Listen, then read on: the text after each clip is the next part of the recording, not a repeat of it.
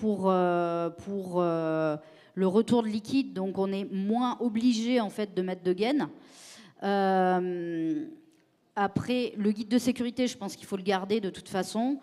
Et la gaine, il va y avoir de nouveaux débats bientôt parce qu'il y a les gaines aspirantes là qui sont sorties et qui vont permettre aussi d'être plus facilement stone-free. Donc le débat va être relancé en fait, parce que je pense que la plupart vont utiliser ces gaines. Mais avec des urétéroscopes plus fins, des gaines plus fines. Toutes les images qui sont montrées avec les dégâts sur les urtères, c'est des gaines 12-14. Donc ce qu'on peut recommander en tout cas, c'est d'utiliser le plus fin possible. Voire même quand on va avoir des urétéroscopes de 6 charrières, on pourra utiliser des gaines de 8. Et donc là, on ne sera pas plus gros que nos urétéroscopes de 9 qu'on utilisait jusqu'à maintenant. Donc en fait, le message, c'est plutôt le plus fin possible, mais quand même d'essayer de récupérer ou des calculs ou du sable. Si vous récupérez du sable, faites des photos de calcul pour avoir la morphologie, mais envoyez quelque chose à l'analyse parce qu'on l'a vu, les calculs y récidivent. Et si on ne change rien, en fait, ils vont récidiver, on va devoir refaire des urétéroscopies et on va finir par avoir les complications de l'urétéroscopie. Donc il faut quand même pouvoir récupérer des fragments, du sable, pour avoir une analyse et une étiologie au calcul et traiter aussi médicalement.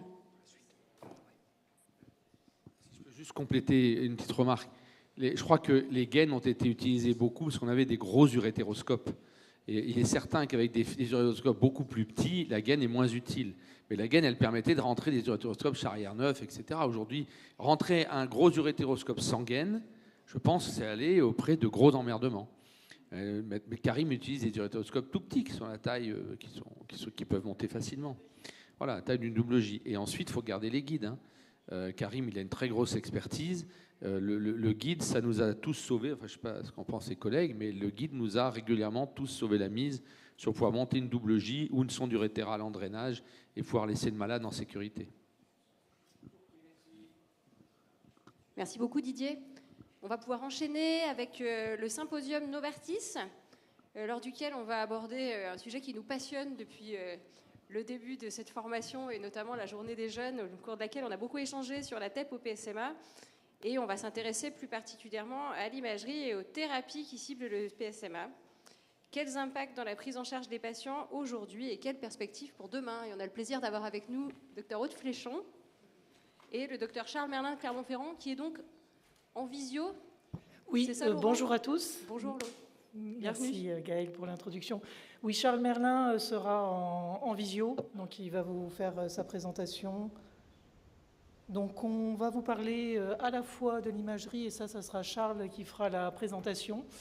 Et moi, je vais vous parler des traitements avec le lutécium PSMA chez les patients atteints d'un cancer de la prostate métastatique. Bonjour à tous. Bonjour Charles. Charles travaille à Clermont-Ferrand et va nous parler donc de l'imagerie diagnostique métabolique dans le cancer de la prostate. Merci Aude pour cette introduction et merci au laboratoire Novartis pour sa confiance. Vous m'entendez bien, oui? Très bien. On entend très bien. Bonjour Charles. Super. Alors, un point sur l'imagerie ciblant le PSMA en 2024 et sur les années à venir, sur les modalités d'utilisation des traceurs aujourd'hui, sur l'impact sur la prise en charge des patients. Mes liens d'intérêt. Alors, pour commencer, quels peptides diagnostiques sont disponibles en 2024? Eh bien, aujourd'hui, on a 3 peptides diagnostiques disponibles avec une AMM et avec un remboursement. On a des peptides qui arrivent comme le RH-PSMA qui ont des autorisations FDA pour lesquelles des dossiers vont être déposés pour une AMM européenne, des peptides en études tels que le PSMA 1057 de Novartis, et puis d'autres peptides qui arrivent avec d'autres isotopes tels que le cuivre, des molécules PSMA qui vont être testées dans des protocoles de recherche. Les 3 molécules aujourd'hui utilisées en France, c'est le PSMA 11 qui est le peptide historique qui est marqué au gallium, un marquage qui est fait in situ dans les radiopharmacies qui nécessitent des centres de taille significative, souvent réservés au CHU, au gros CH et au CLCC. Et puis maintenant, un premier service privé en France qui est dans la région, qui est à Saint-Étienne. 2 autres peptides qui sont marqués au fluor, qui sont livrés prêts à l'emploi et qui vont faciliter finalement le déploiement national du PSMA. Et aujourd'hui, partout en France, quasiment, on doit avoir accès au PSMA dans n'importe quel service de médecine nucléaire. Les PSMA ont tous d'excellentes performances diagnostiques, mais ils ne sont pas strictement équivalents, et ça, les experts s'accordent pour le dire.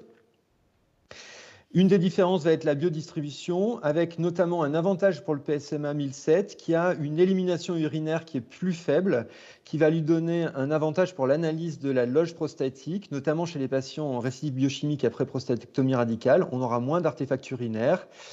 Mais lorsqu'on utilise un bon protocole d'acquisition avec du Lasylix et des produits de contraste iodés, on arrive à avoir des performances quasi équivalentes avec les 2 autres traceurs. L'autre différence, c'est les faux positifs, présents dans 70% des cas avec le PSMA 1007, notamment au niveau osseux, 5 fois plus qu'avec les autres PSMA. Ces anomalies non spécifiques sur le squelette se situent dans la plupart des cas au niveau du grille costal. Pour le PSMA 1007, elles seront associées aussi à des anomalies au niveau du bassin. In dubio pro reo, donc en cas de doute, il faut faire confiance à l'accusé. S'il n'y a pas de certitude sur la nature de la lésion, il faudra plutôt considérer qu'elle n'est pas métastatique. Et on sait qu'une lésion costale, par exemple, unique, sans lésion associée au niveau du rachis et sans lésion associée sur le scanner, est positive et métastatique dans moins de 1% des cas. Quelles sont les indications en 2024? L'indication historique reste la même, la récidive biologique. La deuxième grande indication, c'est la sélection des patients avant traitement par lutécium PSMA. Traitement par lutécium PSMA qui est réservé aux patients métastatiques résistants à la castration en échec après au moins une ligne de taxane et d'hormonothérapie de nouvelle génération. La grande indication qui se développe et qui va se développer dans les mois et l'année à venir, ça va être la stadification initiale des cancers à haut risque, avec une ouverture progressive par les sociétés savantes vers les cancers prostatiques à risque intermédiaire défavorable ISUP3. Le NCCN avait ouvert la porte pour l'utilisation de la TEP-PSMA chez les patients métastatiques hormonosensibles ou résistants à la castration. Les patients hormonosensibles, on les suit de facto avec des TEP-PSMA au gré des récidives itératives. Chez les patients résistants à la castration, si on utilise la TEP-PSMA, il faut avoir une arrière-pensée d'utilisation d'une technique telle que la radiothérapie stéréotaxique ou ces choses-là qui est un peu hors cadre aujourd'hui. On ne peut pas aujourd'hui mettre tous nos patients en récidive à la castration en TEP-PSMA sous risque de ne pas pouvoir faire les bilans d'extension dans des délais convenables. Enfin, si on maille la prise en charge de nos patients avec cette TEP-PSMA, la grande question qui va se poser, c'est comment évaluer la réponse au traitement avec la TEP-PSMA. Pour le bilan d'extension initial, qui pour moi sera la grande indication de fin 2024 et 2025, l'EAU, les recommandations ont évolué et positionnent maintenant en première ligne le PSMA s'il est disponible pour les patients à haut risque et ouvre la porte pour les patients à risque intermédiaire défavorable si la TEP-PSMA est disponible. Pour l'AFU, on reste pour l'instant sur les recommandations 2022-2024 qui laissaient une place à la TEP-PSMA comme bilan optionnel pour les patients à haut risque. Les recommandations de 2024 évolueront peut-être lors du congrès de l'AFU prochainement. Les performances de la TEP-PSMA au bilan d'extension, on les connaît depuis l'étude PRO-PSMA, qui est une étude prospective multicentrique qui va comparer la TEP-PSMA à la scintigraphie osseuse et au scanner chez des patients en bilan d'extension initial et qui va montrer la supériorité de la TEP-PSMA, quel que soit le paramètre étudié sur la scintigraphie osseuse, que ce soit pour l'analyse des ganglions en termes de sensibilité, spécificité, l'analyse des métastases, la diminution du nombre de cas équivoques, l'impact thérapeutique. Quel que soit le paramètre, la TEP-PSMA est supérieure, et ce sur une population avec environ 25% de patients avec une atteinte à distance. Attention, lorsque on prend comme standard de vérité un standard de vérité un peu plus exigeant, tel que c'est le cas dans l'étude Osprey ou dans l'étude de Thomas Hoppe, chez des patients en bilan d'extension initiale de cancer à haut risque, on se rend compte que la sensibilité pour la détection des lésions ganglionnaires par rapport à l'histologie n'est que de 40% des cas, avec une valeur prédictive négative qui n'est qu'à 80%.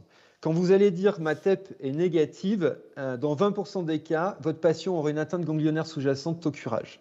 Par contre, la valeur prédictive positive est très élevée et quand votre TEP est positive, vous êtes quasiment certain que votre patient a vraiment une atteinte ganglionnaire. La TEP PSMA ne permet pas, quand elle est négative, de récuser le patient de son curage. L'utilisation sera probablement différente chez les patients qui ont une maladie à risque plus faible, les patients à risque intermédiaire notamment, où là, la prévalence de l'atteinte ganglionnaire va diminuer et va passer jusqu'à 5% des cas, et ce qui va nous faire avoir une valeur prédictive négative de quasiment 95%. Et quand votre TEP sera négative chez ces patients à risque intermédiaire, eh bien, vous aurez la quasi-certitude qu'il n'y a pas d'atteinte ganglionnaire sous-jacente. L'idée dans cette situation, il y a plusieurs papiers qui vont dans ce sens-là, c'est de peut-être utiliser la TEP PSMA au sein de vos algorithmes, de vos novogrammes décisionnels, et un résultat négatif de la TEP PSMA pourrait amener votre patient à passer en dessous du seuil au-delà duquel vous allez vers le curage, et ainsi éviter un curage inutile. La grande question va être aussi la classification des volumes chez les patients métastatiques. La référence reste la scintigraphie osseuse et le scanner, mais nos patients ont de plus en plus de TEP PSMA. Et lorsque votre patient n'est positif que sur la TEP PSMA ou sur la colline, doit être considéré comme un faible volume tumoral. Le problème, c'est que probablement de plus en plus, nous n'aurons plus de bilan conventionnel associé et systématique. Et donc, il faut absolument travailler sur une méthode pour classifier et stratifier nos patients. Il y a des papiers sur ça. Le papier de Barbato est très intéressant. Il va proposer une mesure en millilitres du volume tumoral et établir des corrélations avec les critères de Sharpid, en tenant compte de l'atteinte métastatique viscérale ou non. Le papier est bourré de biais, mais c'est une première phase pour aller vers la détermination de nouveaux critères de stratification des patients. J'avais pris 3 exemples et je n'aurai pas le temps de les faire les 3. Une illustration de ce qu'on peut avoir au quotidien, un patient qui a un bilan conventionnel négatif sur un bilan d'extension, qui a une fixation osseuse au niveau du fémur gauche qui n'est pas pathologique, il ne faut pas la prendre en compte, qui par contre a une atteinte ganglionnaire qui, selon les critères d'interprétation standardisés, est positive au niveau iliaque primitif gauche et rend votre patient métastatique. Et il va falloir servir la TEP PSMA pour aller plus loin dans la stratification, pour proposer à des patients une escalade thérapeutique et à certains peut-être une désescalade. La grande question va être, pour les années à venir, l'évaluation de la réponse thérapeutique. On voit arriver dans notre service un afflux de demandes dans cette indication. On essaie de les repousser le plus possible, mais on sait qu'on va devoir y répondre parce que nos patients ont été pour certains suivis quasiment qu'exclusivement en TEP PSMA. Il faut s'appuyer sur des critères d'interprétation très précis. L'intensité de la fixation n'a pas de rôle dans cette situation. C'est bien reconnu par les experts internationaux. Il ne faut pas interpréter ces TEP comme une TEP FDG. C'est l'évolution du volume, l'évolution du nombre de lésions qui va permettre d'identifier les patients qui progressent. Et c'est surtout cette catégorie-là de patients qu'il faut identifier, ceux qui progressent. Les critères PPP sont plutôt réservés aux patients hormonosensibles à faible volume et les critères RECIP aux patients hormonorésistants. Notamment, ils ont été évalués pour les patients traités par lutetium PSMA. Pour considérer qu'ils sont en progression, il faut qu'il y ait à la fois une augmentation de volume de 20% et l'apparition de nouvelles lésions. Ces critères RECIP, ils nous permettent donc de bien identifier le groupe de patients qui a une moins bonne survie globale et qui progresse sur l'examen à 2 cures. Et ils ont été évalués aussi avec des hormonothérapies de nouvelle génération de manière rétrospective, mais ils identifient bien de la même manière des patients qui ont une survie globale inférieure aux patients qui répondent sur l'examen. Donc, il y a une bonne stratification des patients. Les critères PCWG4 vont bientôt sortir. Ils ont été évoqués à l'ESMO ce week-end. Ils vont intégrer probablement la TEP PSMA en remplacement de la scintigraphie osseuse en conservant l'examen scanographique avec injection de produits de contraste et en modifiant un peu la méthode de lecture. Mais probablement la TEP PSMA va intégrer ces critères PCWG4. Il faut qu'on aille vers un compte-rendu standardisé. Proposition des équipes d'experts américains cet été. C'est très américain, ça ressemble à un QCM. Ça ne laisse pas trop de place au côté artistique de la médecine, mais ça a l'avantage de donner un cadre très précis pour l'interprétation et de permettre aux personnes qui démarrent cette activité, et on va être nombreux à la démarrer, de pouvoir avoir une grille de lecture un peu standardisée et de manière à ce que les urologues, les radiologues, les radiothérapeutes et les oncologues aient un cadre pour s'assurer que l'interprétation a été bien faite derrière. Et ce n'est qu'une première étape vers l'utilisation de logiciels d'intelligence artificielle. Là, je remercie Novartis de me laisser diffuser ces images d'un logiciel qui est en évaluation dans notre service, qui est commercialisé qui va être potentiellement commercialisé par un autre laboratoire et qui permet de manière automatisée de détecter les lésions par IA, de vous proposer une quantification de chaque lésion, une classification TNM automatique et un compte-rendu standardisé selon les grilles de lecture que j'ai évoquées précédemment. Je conclue en disant que la TEP-PSMA a une accessibilité théorique aujourd'hui nationale qui est garantie et normalement, partout sur le territoire, vous serez capable d'avoir une TEP-PSMA. Et en région Rhône-Alpes-Auvergne, c'est une des régions les mieux pourvues en PSMA. Vous n'aurez pas de difficulté à avoir accès à cet examen. L'indication en très forte expansion sera le staging initial des cancers à haut risque, c'est certain. Il y aura probablement une extension progressive vers les risques intermédiaires défavorables, sauf qu'on n'aura pas d'AMM dans cette situation-là et qu'on ne sait pas si les industriels vont déposer cet AMM. On va chercher une méthode pour la quantification du volume tumoral des patients métastatiques. Elle reste à déterminer. Il va falloir vraiment avoir une méthode très précise pour l'évaluation de la réponse thérapeutique et savoir quel rôle on veut donner à la TEP-PSMA dans cette situation, mais bien s'appliquer sur l'interprétation et pas faire une interprétation subjective. Bien voir avec vos médecins nucléaires qu'ils utilisent des critères très précis pour ne pas classer des patients en progression alors que leur maladie est stable. Et enfin, la question de l'IA n'est pas de savoir si on va l'utiliser ou pas, c'est de savoir sous quel délai en routine on va l'utiliser, et ce sera probablement très prochainement. Voilà, je vous remercie de votre attention.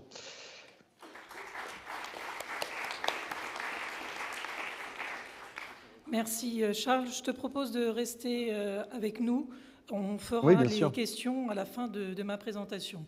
Donc moi, je vais vous présenter surtout le rôle thérapeutique du lutécium PSMA chez les patients atteints d'un cancer de la prostate métastatique et résistant à la castration. Voici mes liens d'intérêt. Donc on va tout d'abord parler des différentes études et des résultats, ensuite des données de la vie de tous les jours avec l'accès précoce du lutécium PSMA et les études qui sont en développement avec le lutécium PSMA ou d'autres traceurs. Alors tout d'abord, ce qu'il est important de bien comprendre, le PSMA est présent sur de nombreuses cellules et sur les cellules cancéreuses de la prostate, mais aussi, par exemple, le PSMA est présent sur les glandes salivaires et les glandes lacrymales qui va avoir un intérêt puisque ça peut donner des effets secondaires. Il va être fixé à une particule bêta-émettrice qui est le lutécium PSMA. Et une fois fixé à la cellule tumorale, il va donc être endocyté et libérer la particule radioactive qui va avoir une action au sein de la cellule avec des dommages au niveau de l'ADN cellulaire et entraîner donc une mort cellulaire qui est l'objectif de ce traitement. Je vais vous parler de deux études et une troisième qui vient d'être présentée à l'ESMO, qui est l'étude de SPLASH, dans la même indication que PSMA fort. Tout d'abord, l'étude de Vision, qui est l'étude de Princeps, qui a permis d'obtenir une AMM du lutécium PSMA chez les malades qui ont un cancer de la prostate métastatique résistant à la castration. L'étude Vision, maintenant, a plusieurs années, elle avait pour objectif d'évaluer l'intérêt du lutécium PSMA chez des malades qui avaient été déjà multitraités avec au moins une ligne de nouvelle hormonothérapie et une ligne de chimiothérapie.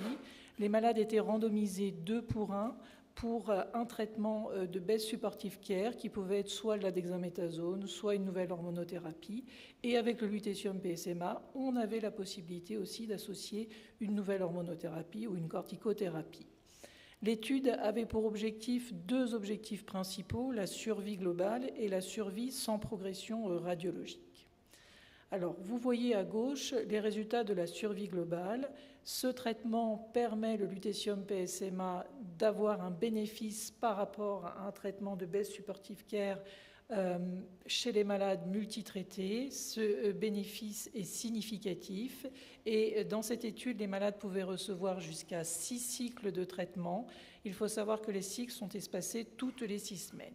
En ce qui concerne la survie sans progression radiologique, vous voyez qu'il y a un doublement de la survie sans progression radiologique avec l'utilisation du lutécium PSMA. C'est la courbe du bas. Vous avez les taux de réponse. Ce médicament est efficace. Il permet d'obtenir des réponses selon les critères RECIST et du PCWG3, ainsi que des réponses au niveau du taux de PSA, et bien plus dans l'étude que le traitement par soit nouvelle hormonothérapie, soins palliatifs ou dexaméthasone. En ce qui concerne la qualité de vie, très clairement, le lutécium PSMA permet d'améliorer la qualité de vie des malades qui reçoivent ce traitement dans l'étude Vision. Donc cette étude a tous les points positifs, avec une amélioration de la survie globale, amélioration de la survie sans progression radiologique et de la qualité de vie, ce qui a permis d'obtenir une AMM. En ce qui concerne les effets secondaires, il faut les connaître. Alors ce qu'on voit avec l'étude Vision, c'est qu'on avait des neutropénies, des risques d'anémie et des risques de thrombopénie.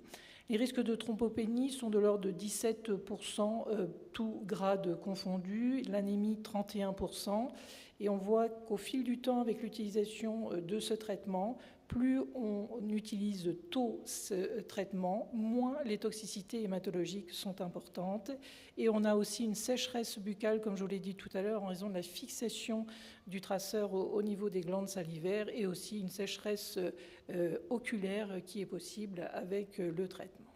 En général, ce traitement est plutôt très bien supporté.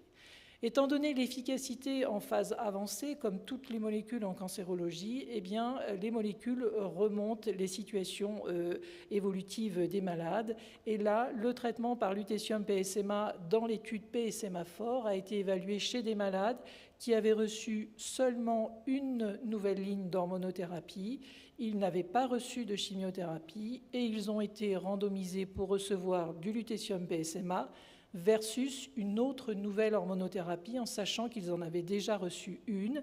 Et il était convenu que dans cette étude, il puisse avoir un crossover, c'est-à-dire qu'en cas de progression dans le bras nouvelle hormonothérapie, les patients puissent recevoir le lutécium PSMA. L'objectif principal de cette étude était l'évaluation de la survie sans progression radiologique. Et comme vous le voyez sur la courbe de gauche, on a très clairement un bénéfice, et cette étude est positive sur le critère de jugement principal, avec une amélioration de la survie sans progression radiologique. Elle est d'ailleurs doublée, on passe de 5,5 mois à 12 mois. Par contre, en ce qui concerne la survie globale, on voit qu'il n'y a pas de bénéfice en termes de survie globale. Je ne vous ai pas mis la courbe avec le crossover ajusté justement au crossover, où on ne retrouve pas de bénéfice en termes de survie globale, qui était un objectif secondaire. En ce qui concerne la qualité de vie, très clairement, comme dans l'étude Vision, il y a un bénéfice au niveau de la qualité de vie de l'utilisation du lutécium PSMA par rapport à l'utilisation d'une seconde nouvelle hormonothérapie. Il en est de même sur le diagramme de droite, une amélioration en ce qui concerne le retard à l'apparition des symptômes douloureux. Et puis on a eu à l'ESMO les résultats de l'étude de SPLASH. Il faut savoir que l'étude SPLASH, c'est exactement la même population, avec là une randomisation 2:1. Les malades recevaient soit le lutécium PSMA, la seule différence c'est que la dose du lutécium PSMA est un petit peu moins dosée, que les injections étaient faites toutes les 8 semaines et que les malades recevaient au maximum 4 injections de lutécium PSMA, et ils étaient randomisés pour recevoir une autre nouvelle hormonothérapie alors qu'ils en avaient déjà reçu une. L'objectif principal de cette étude était la survie sans progression radiologique.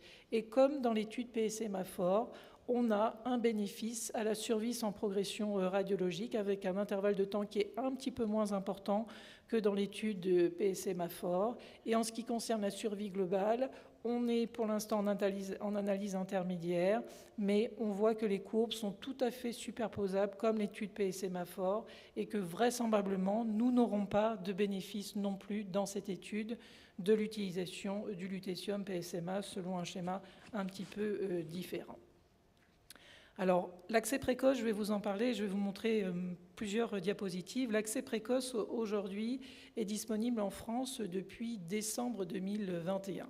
Ça va faire donc pratiquement 3 ans que l'accès de ce traitement est possible grâce à cet accès précoce.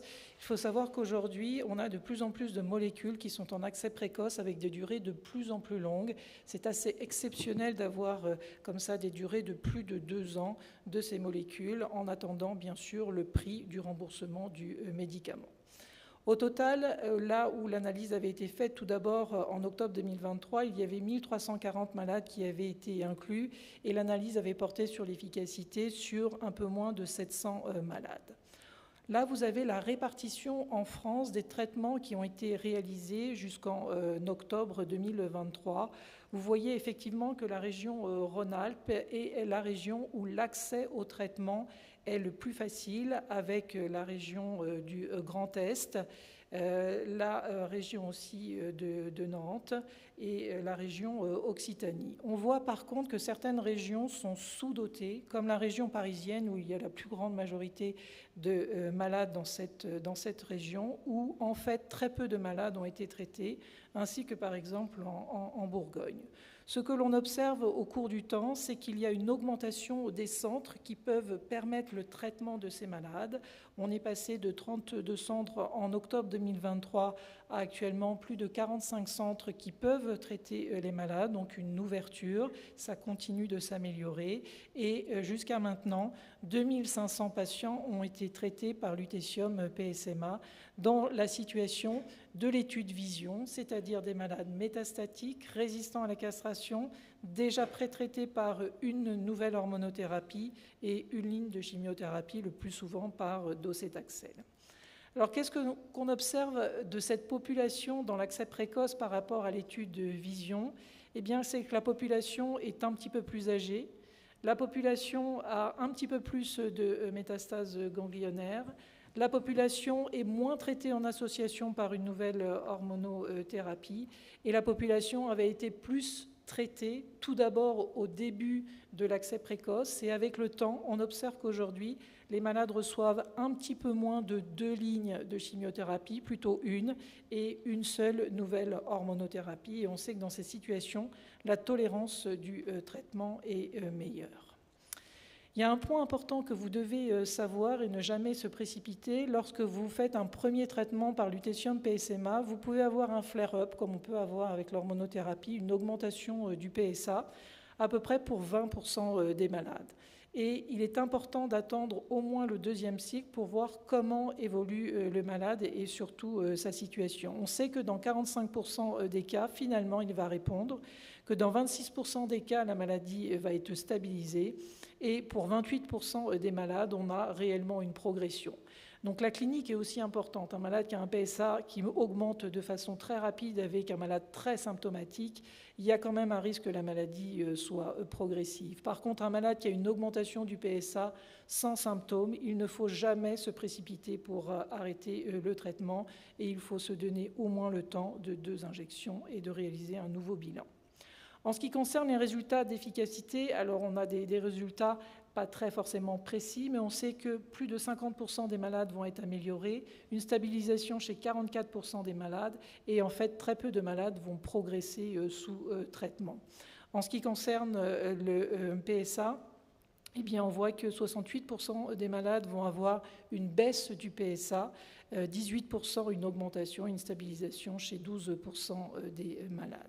Quels sont les critères d'arrêt en général du traitement? Le plus souvent, c'est la progression de la maladie, comme tout traitement, j'ai envie de dire, dans le cancer de la prostate métastatique résistant à la castration. Très peu de décès et pratiquement pas du tout liés à l'utilisation du lutetium PSMA. On a des effets secondaires qui peuvent interrompre le traitement et certains malades peuvent avoir des sécheresses buccales ou oculaires importantes ou des toxicités hématologiques qui peuvent conduire à l'arrêt du traitement. Aujourd'hui, il y a d'autres études qui sont en cours et des études qui sont intéressantes pour vous dans la prise en charge des maladies localisées. Là, c'est une étude de phase 1-2 où une vingtaine de malades ont été traités alors qu'ils avaient une tumeur de haut risque localisée. Ils ont reçu 1 à 2 injections de lutécium PSMA et l'objectif était de les opérer à la suite des injections et d'évaluer plusieurs choses, l'évolution du PSA, l'évolution de la réponse, et l'évolution de la réponse histologique et aussi d'avoir des données sur la dosimétrie. Ce que l'on voit avec cette étude, eh bien, c'est qu'on a très peu de progression sous traitement avant l'indication chirurgicale, seulement 5% des malades, que vous avez une grande majorité des malades qui vont avoir une baisse de leur PSA. Par contre, on n'a pas de réponse complète histologique, mais ce n'est pas forcément, je pense, ce qu'il faut attendre. Il faut surtout attendre une diminution de l'infiltration tumorale pour ces malades qui ont des tumeurs de haut risque. En ce qui concerne les avancées et les indications du traitement de la RIV, donc on est parti des phases très avancées dans le cancer de la prostate. On part en général des malades qui sont les plus avancés, on a les résultats plus rapidement. On voit que c'est efficace et on remonte les lignes au fur et à mesure. Donc on a parlé de l'étude de vision. Actuellement, il faut savoir qu'il y a une étude de satisfaction qui évalue l'actinium, qui est un autre émetteur, mais qui est un émetteur alpha, qui est actuellement en phase 1-2 et qui évalue l'actinium PSMA chez les malades déjà pré-traités par lutécium PSMA. On vient de parler de l'étude PSMA fort, et puis on a une étude qui est terminée, qui est l'étude PSMA addition, étude de phase 3, qui a évalué chez les malades hormonosensibles la double hormonothérapie plus le lutécium PSMA versus uniquement la double hormonothérapie. Donc tous les malades ont été inclus et il va falloir attendre pour avoir les résultats. On a aussi une autre étude, PSMA Care, qui évalue chez des malades qui ont une maladie visible uniquement en imagerie métabolique et non en imagerie conventionnelle, de faire un traitement par lutécium PSMA versus pas de traitement par lutécium PSMA. On a aussi des nouveaux traceurs, ça c'est dans l'étude de GuidePass, où on évalue des marqueurs fluorés dans les maladies localisées. Et on a aussi une autre étude qui permet de déterminer où se trouvent les lésions tumorales, là aussi avec un marqueur fluoré dans l'étude de GuideView. Donc vous voyez qu'aujourd'hui, il y a un développement très important dans toutes les situations du cancer de la prostate, que ce soit le cancer de la prostate localisé, le cancer de la prostate non encore métastatique sur l'imagerie conventionnelle, mais évolutif sur l'imagerie métabolique, la phase hormonosensible et bien sûr les développements qu'il y a eu dans la phase de résistance à la castration. Là, je vous ai juste mis les différentes études qui ont été soit présentées, soit en cours ou qui vont débuter. Donc, on a parlé de l'étude PSMA fort. Donc là, ce sont tous des malades dans ces 4 études résistant à la castration, métastatiques et ayant reçu seulement une ligne de nouvelle hormonothérapie. Dans l'étude PSMA fort, on vient de la présenter. L'étude SPLASH, on vient d'avoir les résultats. L'étude ECLIPSE, eh bien, nous n'avons pas encore les résultats. Elle s'est terminée un petit peu après les autres. Et l'étude PROSTACT est un petit peu différente, car dans cette étude, les malades vont recevoir un nouveau lutécium PSMA associé au traitement standard, qui pourra être soit une nouvelle hormonothérapie, soit une chimiothérapie. Donc, l'association possible avec un traitement de chimiothérapie chez des malades, bien sûr, résistants à la castration. Voilà un petit peu ce que je voulais vous présenter. Et puis, on va passer aux questions, si vous êtes d'accord et si vous en avez, pour Charles ou pour moi ou pour les deux. Voilà, je vous remercie.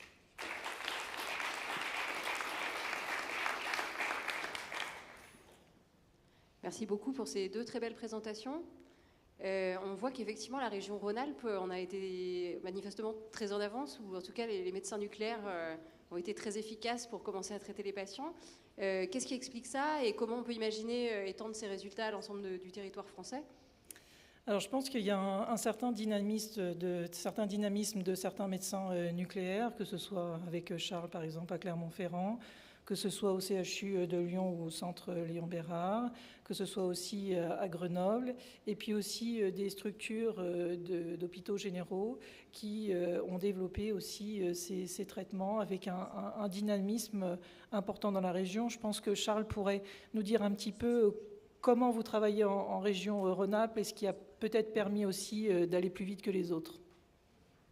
Je pense que Je pense qu'il y a eu une émulation collective et qu'on a vu que toutes les personnes à côté s'impliquaient dans le PSMA et qu'on s'est tous mis dans cette voie-là. Il y a aussi quelque chose qu'il faut prendre en compte, c'est le dynamisme des radiopharmaciens de la région, qui sont des acteurs assez importants, notamment dans les phases de développement initial avec le marquage du PSMA 11 par le gallium. Et ça a modifié aussi, favorisé l'accès au niveau régional.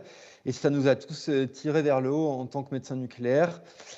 Comment on est coordonné sur la région? Il n'y a pas de coordination spécifique. On se connaît tous, on a des échanges directs, mais il n'y a pas de coordination spécifique sur la région pour monter des projets ou des choses comme ça. Pour l'instant, les centres évoluent indépendamment, mais avec tous une volonté d'être dynamique et d'accéder le plus possible au protocole. Et on voit que c'est pas concurrentiel parce que vous participez à satisfaction, nous aussi, et que même si les villes sont assez proches, on arrive quand même à avoir des protocoles en commun, quitte à ce que la répartition sur le territoire soit pas complètement homogène. Et je pense aussi que les essais thérapeutiques nous ont motivés à avancer et à travailler ensemble avec les médecins nucléaires. Et ça a permis aussi de donner un certain dynamisme et de recruter pas mal de malades de la région et de pouvoir les inclure aussi dans les essais. Bonjour Charles, Laurent Guy. Tu nous as présenté en fait beaucoup de PSMA diagnostiques. Il y en a maintenant, je ne sais plus combien, mais 6 ou 7 d'après ce que j'ai suivi. Est-ce qu'il n'y aura pas un problème de standardisation? Lequel va finir par l'emporter? Qu'est-ce que tu en penses par rapport à ces nouveaux traceurs? Alors, en commerce, la situation du départ, on appelait ça un océan bleu. Il n'y avait qu'un seul produit qui pouvait occuper tout le marché sans concurrence. Maintenant, ça ressemble plus à un océan rouge parce qu'il y a de nombreux produits qui arrivent sur le marché. Tous ne vont pas avoir leur place. On va pas garder tous les produits. Il y a probablement que certains produits qui vont rester. Il n'y a pas de problème de standardisation entre le PSMA 11 et le DCF-PIL qui ont tous les deux la même biodistribution et une interprétation qui est très très proche avec les mêmes cas de faux positifs, avec les mêmes limites. Il y a un peu plus de difficultés avec le PSMA 1007. Pour l'instant, on n'a pas cherché à les mettre en opposition. Le problème principal était de donner accès à la technique PSMA. Probablement que l'utilisation au quotidien va faire le tri progressivement entre ces traceurs. En tout cas, je pense qu'il y a de la place aujourd'hui sur le territoire national pour ces 3 traceurs. Est-ce que les autres vont s'imposer au niveau français? Je ne sais pas. Les 3 traceurs-là vont coexister. Et nous, dans notre service, on utilise déjà 2 des traceurs différents pour avoir de la flexibilité et réduire au maximum le délai de prise en charge des patients. Mais on a multiplié notre activité de PSMA par rapport à l'année dernière par 4 quasiment. Il y a un traceur que tu préfères ou pas? Ouais, j'ai des conflits d'intérêts, donc je ferai attention, mais le PSMA 11 et le traceur historique, j'ai fait beaucoup d'examens avec celui-ci, j'y suis habitué. Il a des limites, je les connais, j'aime utiliser ce traceur. Les 2 autres, on a des fois plus de difficultés sur les faux positifs. Le DCF-PIL, on est dans une phase d'apprentissage, on est encore dans les examens, on en a fait un peu moins de 1000 pour l'instant, mais on l'appréhende. J'ai moins utilisé le PSMA 1007. Après, on sait que le PSMA 1007 a plus d'anomalies osseuses et qu'il faut être plus prudent dans l'interprétation et que même si on est un expert, c'est quand même plus difficile d'interpréter cet examen. Ça reste quand même un examen qui est supérieur largement à la colline. Il y a pas de doute sur ça, mais il faut une courbe d'apprentissage un peu plus longue probablement. Est-ce qu'on va pouvoir faire les examens de PSMA à tous les malades qui ont les indications aujourd'hui? Est-ce que les services de médecine nucléaire peuvent absorber toutes les demandes actuelles qui viennent surtout des services d'urologie? Alors actuellement, on a réservé nos indications aux bilans d'extension initiaux, aux récidives biochimiques, au bilan de sélection des patients avant lutetium PSMA. Et on a quelques patients avec des évaluations de réponse pendant les traitements par lutetium PSMA. Quelques patients aussi dont on évalue la réponse hors de ce contexte, mais on essaie de le limiter au maximum. Et on fait un peu plus entre 20 et 25 TEP PSMA par semaine. On va devoir aller à 30 Si on intègre tous les patients à risque intermédiaire défavorable, si ces choses-là passent dans les recommandations de l'AFU, ça va allonger nos délais, on va avoir du mal à tout faire, on va avoir du mal à répondre à toutes les indications. C'est pour ça qu'il faut prioriser. C'est pour ça qu'aujourd'hui, il ne faut pas évaluer la réponse de tous les traitements avec le PSMA. 1, il n'y a pas de critères suffisamment standardisés. 2, il n'y aura pas la place. Et puis, la question des patients résistants à la castration, tous les patients ne vont pas en tirer un bénéfice. Il va peut-être falloir choisir ceux pour lesquels on a l'arrière-pensée de faire un traitement ciblé derrière. Voilà, c'est la difficulté aujourd'hui. Le premier cap à passer, il a été quand on a décidé que tous nos bilans d'extension étaient faits en TEP PSMA et que les scintigraphies osseuses étaient un examen fait en plus ou un examen fait ponctuellement pour certains patients. Et déjà là, on a dû s'adapter pour absorber ce nombre de patients. Très bien, merci Charles. D'autres questions ?